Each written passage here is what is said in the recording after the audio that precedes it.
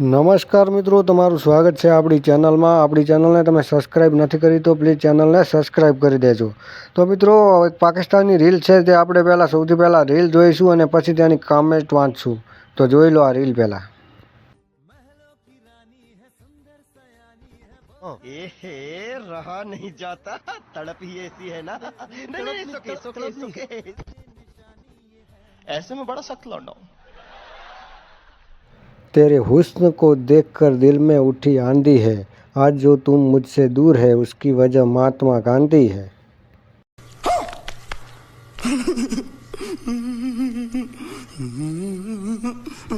एक तुम्हें छोड़कर पूरा पाकिस्तान दुश्मन लगता है. पहली बार वो कह रहे हैं कि भाई मजा आया, और मैं ये जो मजा है हिंदुस्तान के हर व्यक्ति को देना चाहता हूं. मेरे दादाजी भी कहते हैं गांधी ने जो कुछ भी किया गलती किया. बंटवारे में हमने बहुत कुछ खोया है,